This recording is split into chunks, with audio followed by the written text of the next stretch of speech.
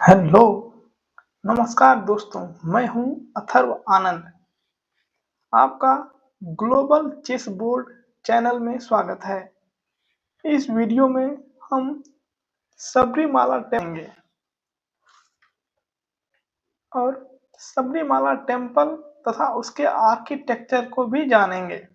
साथ ही लॉर्ड अयप्पा के बारे में भी जानेंगे। So let's start. Sabarimala gold theft case में कुछ लोगों का नाम सामने आया है। इसके बाद केरला कोर्ट ने स्पेशल इन्वेस्टिगेशन टीम का अपॉइंटमेंट किया है। सबरीमाला गोल्ड थेफ्ट केस में एक साइंटिफिक जांच करने का आदेश दिया है। तो जिन लोगों का नाम इनमें आया है उसका नाम है डी सुधीश कुमार। ये सबरीमाला टेम्पल के एक्स एग्जीक्यूटिव ऑफिसर हैं और ये त्रावणकोर देवास्वम बोर्ड में ऑफिसर थे। आइए जानते हैं कि त्रावणकोर देशम बोर्ड की स्थापना कब हुई थी, हेडक्वार्टर क्या था, इसका फंक्शन क्या था।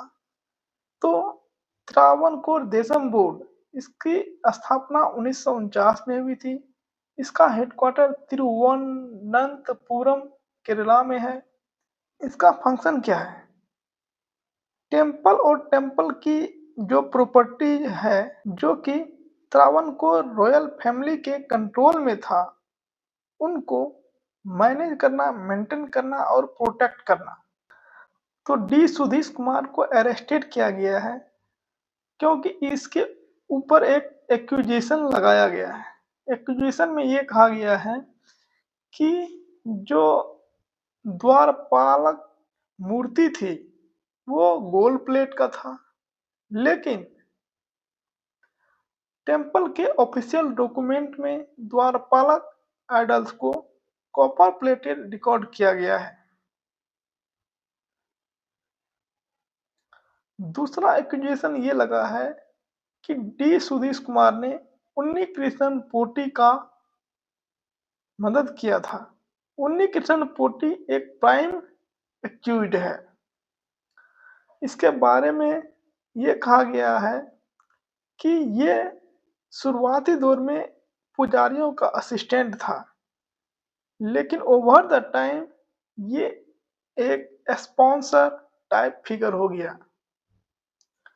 दैट मीन्स कि ये टेम्पल वर्क अरेंज करता था या टेम्पल को फंड भी करता था, बट ये ऑफिशियल एम्प्लॉय नहीं था। एग्जाम्पल के लिए,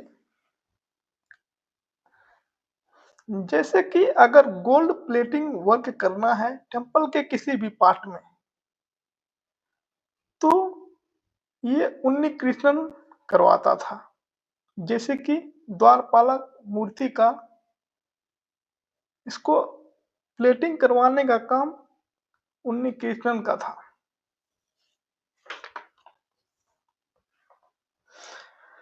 तो एसआईटी रिपोर्ट में ये कहा गया है कि उन्नी कृष्णन पोटी का कोई परमानेंट इनकम नहीं था, तो ये फिर स्पॉन्सर कैसे करता था?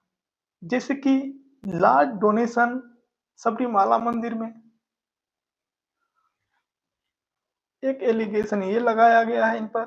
दूसरा एलिगेशन ये लगाया गया है कि सबरीमाला मंदिर में जो द्वारपालक की मूर्तियां हैं और चौखटें हैं, जब उसमें गोल्ड प्लेटिंग का काम करवाना था तो बड़ी मात्रा में गोल्ड जो है पोर्टी को दिया गया था। लेकिन जब रिकॉर्ड की जांच की गई तो मंदिर अधिकारियों को गोल्ड की कमी मिली। एक तो ये एलिगेशन था। एक और दूसरा एलिगेशन ये है कि जब द्वारपालक की मूर्तियां और चौखटें वापस दिया गया तो जिन वस्तुओं को गोल्ड क्लैड कॉपर प्लेट लिखवाना था उन्हें केवल कॉपर प्लेट के रूप में रिकॉर्ड किया गया था। तो ये एसआईटी टीम को एक रेड फ्लैग मिला और इससे उन्नी कृष्णन पोटी को अरेस्ट किया गया। एसआईटी ने और भी कई इरेगुलरिटीज के बारे में बात किया है। उन्होंने कहा है कि जो त्रावणकोर देशम बोर्ड है उसके रिकॉर्ड में कई गलतियां हैं, जैसे कि जो द्वारपालक की मूर्तियां थी जब पोटी उन्नी कृष्णन पोटी को हैंड ओवर किया गया है उसका मेंशन नहीं है।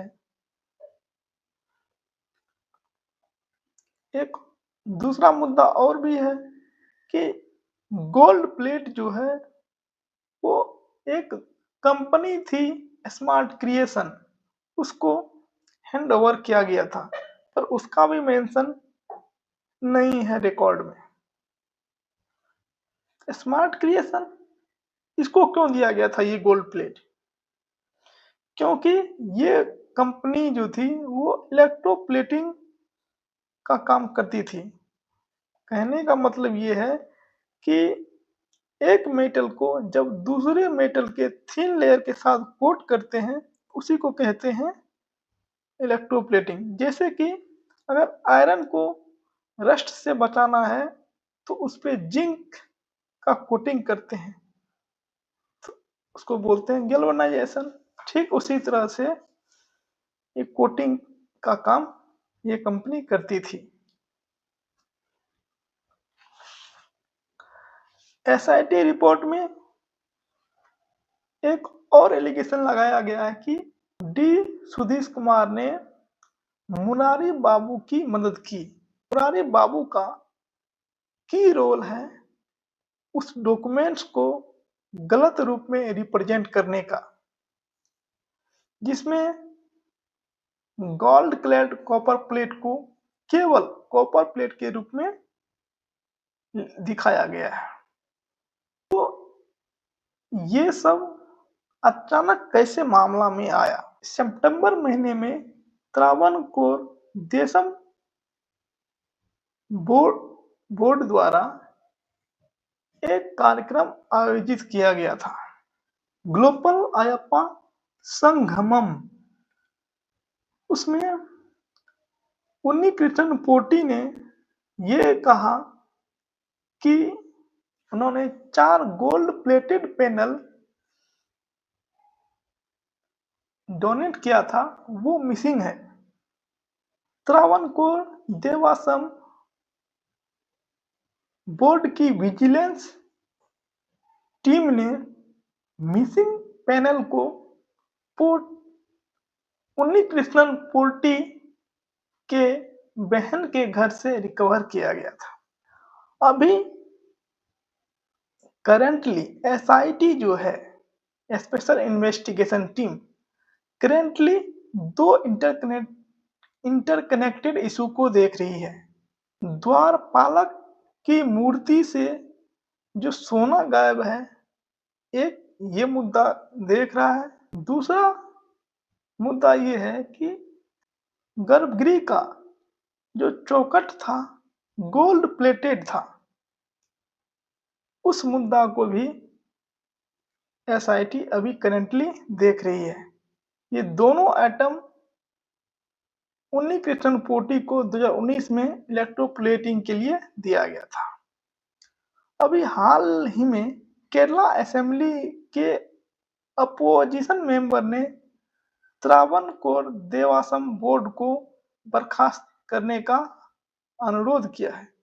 आइए देखते हैं कि अपोजिशन मेंबर क्या बोल रहे हैं। Definitely, you know that the High Court, Honorable High Court, has made it clear that the present Devasam Board is also having a role. Again, they are taking the sculpture of the Sabarimala Ayyappa temple to outside. They knew it very well that there was a fraud. There was a pilferage of gold in 19. At the same person, now the Devasam Board president invited the same person for another fraud. The High Court made it very clear. That is why we are asking to expel the Devasam Board. At the same time, the Devasam Board minister is also responsible. He has to resign. That is our demand. We are continuing that demand. We are agitating inside and outside the assembly. आइए अब हम Sabarimala temple के बारे में जानते हैं। अभी हाल ही में हमारी president Droupadi Murmu lord Ayyappa temple visit की थी और वो ऐसा करने वाली पहली महिला बनी है जो कि हेड ऑफ स्टेट है। सबरीमाला टेम्पल ये केरला में है। अयप्पा कौन थे? अयप्पा के बारे में कहा जाता है कि वो सन ऑफ शिवा और मोहिनी थी। मोहिनी कौन थी? Mohini feminine form of Vishnu. इसके आर्किटेक्चर के बारे में कहा जाता है कि ये द्रविडियन स्टाइल में बना है। ये 40 फीट ऊंचे प्लेटो पे है।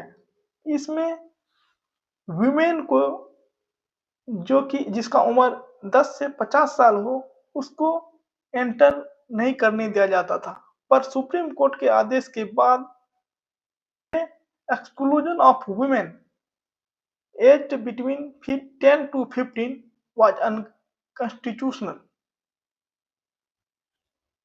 उसके बाद विमेन्स को हर एज के विमेन्स को अनुमति दी गई सबरीमाला केस में अंदर जाने की। एक कहानी है कि जब महिषासुर की हत्या हो गई थी तो उसके बाद उसकी बहन ब्रह्मा जी से ये वरदान प्राप्त कर लिया था कि उसकी मृत्यु किसी ऐसे पुत्र के हाथ होगी जो भगवान शिव और विष्णु से जन्म हो, पर यह असंभव था क्योंकि शिव और विष्णु दोनों पुरुष थे। पर महिषी के अत्याचार से परेशान होकर देवता भगवान शिव और विष्णु के पास गए। तब भगवान विष्णु ने मोहिनी अवतार धारण किया। जब भगवान शिव ने मोहिनी को देखा तो वो मोहित हो गए। फिर दोनों का मिलन हुआ और उससे एक दिव्य पुत्र का प्राप्त हुआ और उस पुत्र को शिव और विष्णु ने नदी के किनारे छोड़ दिया। तब पंथलम के राजा राजशेखर जब जंगल में शिकार करने आए तभी उस बालक को नदी के किनारे पाया। राजा ने उसका नाम मणिकंठन रखा और राजा ने उसे अपने पुत्र के तरह पाला। राजा राजशेखर का मणिकंठन के प्रति प्रेम देखकर उसकी रानी को भय हुआ कि मणिकंठन कहीं उत्तराधिकारी न बन जाए।